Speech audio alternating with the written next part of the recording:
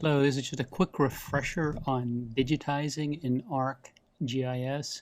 For some of you, it will be new because you're using ArcGIS 10 for the first time, but it's very similar to the functionality in ArcGIS 9.3.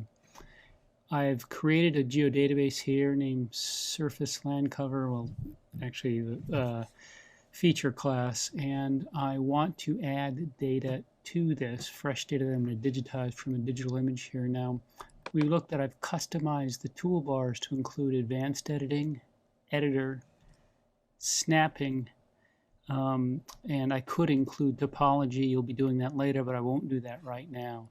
So those toolbars are turned on and you can see them here. Here's the snapping toolbar, the editor, and the advanced editing toolbar. Now, typically, when you create a polygon data layer that's empty to begin with, you want to digitize data into it. And so you don't see the standard tools you do with 9.3, but if I turn the editor on, the first time I do, I have a pop-up which shows the set of features I've loaded and construction tools here in the bottom. So I'll make this a little smaller so we can see it up together near the top.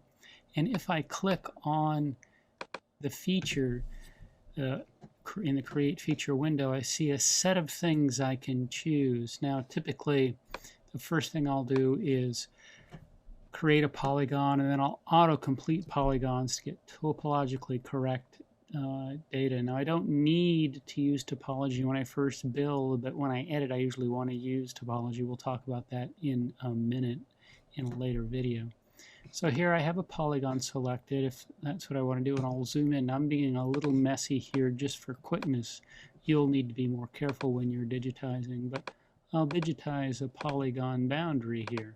And you can see it has this silly little construction thing it runs around that shows you tools and things you can do. And you can go ahead and complete the polygon. And then I'll auto-complete polygons around it. For example, I'm just going to start here and complete the portion that I can see of this sidewalk and connect it around to this area. Now you notice I'm cutting off the end, but it'll finish then back inside, and it creates that portion. So I have these two polygons with no gaps or overlaps because I'm using that autocomplete. And most of your work will be done this way. So I can do another autocomplete. You see here I can go ahead and start and do just any portion. Doesn't matter that I cut this off, because when I come in here, oh drat you, go away. I can then click and these will connect. Now you notice that they were snapping there. It's because in my snapping toolbar I set use snapping, and I set it to snap at intersections. At midpoints, that means any place along the line, or I can do a tangent and take off to snap. Now in the options here I set the snapping. That's one thing I don't like about the new snapping, is it, if an image shows, it only allows you to set the snap distance in pixels, and so I don't really know, except when I look at the image, what the general cell size is. In this case, the pixels are in meters. They're 0.15 meters, or 15 centimeters, or about 6 inches. So that 8 pixels is about 4 feet. In the old snapping, I can go ahead and set the options. If I use the old snapping, I could set in meters or in dimensions, and sometimes it's not clear which pixels it's picking if you have multiple images displayed.